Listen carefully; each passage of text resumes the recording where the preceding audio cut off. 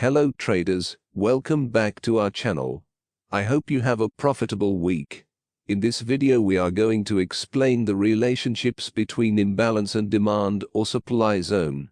But before digging more into, our recommendation is to apply this principle on a clear up or down trend.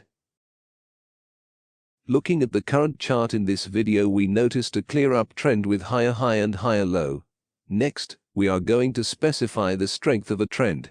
We use a Fibonacci level and measure from swing low to swing high. A pullback at 50% or lower offers us a better risk-reward ratio if we consider the maximum stop loss at previous higher low.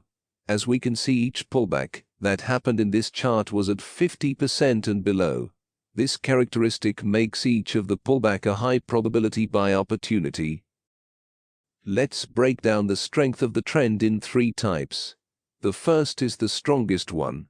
The main feature of this trend is that higher low is located above the second from last higher high. The feature of the next one is that higher low created at the same level as the second from last higher high. The resistance that becomes the support concept. And the last one, which I prefer the most, is that higher low is located between the second from last higher high and previous higher low. In this type of trend, price tend to pull back at demand zones located at previous higher low. Make sure to like and subscribe. This encourages us to make more helpful videos. Momentum trading is the suitable style that fits the first one. But if we put a conservative stop loss at previous higher low, the risk-reward is very poor. Also, the price can naturally continue to pull back. With a few words, it's a premature entry and we can stay in our unrealized loss for a while before shift to green again. This can be very frustrating. We are not going to exclude any potential entry in this type of trend. We recommend to enter at the order block. On the second type of trend, we have a classic resistance and support entry.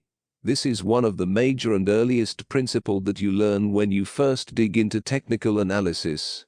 But the cons for entering at this level is the large amount of retail traders and can be manipulated by the big banks.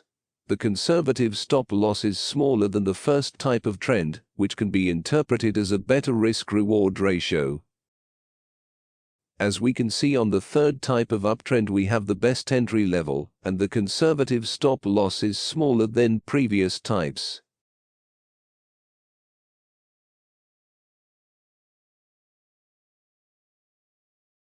In a nutshell, each of these types has pros and cons. Does not exist a perfect one. We must have other correlations in order to define a high probability trade.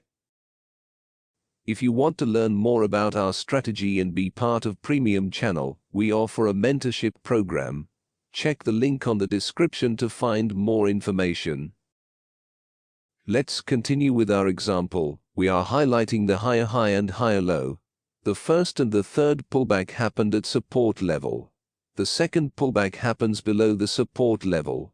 As we can see, the real market structure is not a textbook example. Each pullback is different for each other, and we are going to explain how to profit from each of them. The first, we are going to make sure that the entry is located below the 0.5 Fibonacci level. We notice that all pullback except the last one completed the criteria. Recommended broker is Longhorn FX. Trade a wide variety of assets with leverage up to 1 to 500. Check the link on the description to find more. The next step is defining the demand zone and the imbalance zone above and below it. Imbalance is a situation resulting from an excess of buy or sell orders for a specific security on a trading exchange, making it impossible to match the orders of buyers and sellers. Usually price visit these zones later on in order to fill this imbalance. We have an imbalance zone on the top. Very close to it is located the demand zone. Next imbalance is located near the bottom. Using this technique, the entry will be at the edge of the demand zone and the stop loss below the second imbalance. This method will protect you from liquidity hunt. In this case, this opportunity offers 1.8 risk-reward ratio. It's not bad, but we should aim for at least 2 risk-reward ratio. We are going to do the same procedure to the next impulse. We notice a demand zone that correlate with a support level. This is a big plus. In this case, we have 3 imbalance zones above the demand, and another below it. Entry at edge of demand zone and stop loss below the imbalance zone. In this case, price bounced right after the touch of demand. Risk reward is 2.5 to 3.8, which is awesome.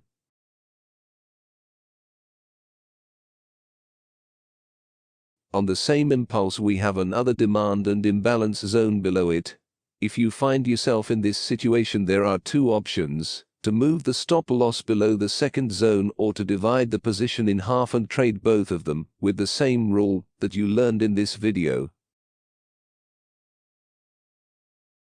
We are shifting to next impulse. We notice 2 demand zone. The first one is near the top and the second one is below the support level. Looking both of them, it is very clear that we are going to trade the second one.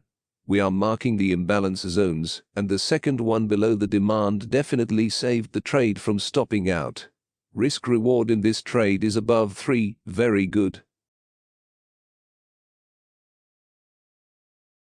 On the last one, the demand is located below the support, but above the 0.5 Fibonacci level.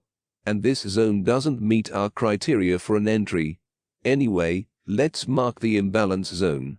As we can see, the second imbalance is located far away from the demand zone, and if we follow our protocol by putting the stop loss below it, the risk reward will be very low. This is another aspect why we don't prefer to enter this trade. I hope you have enjoyed this video and learned something new. Stay tuned for the next one.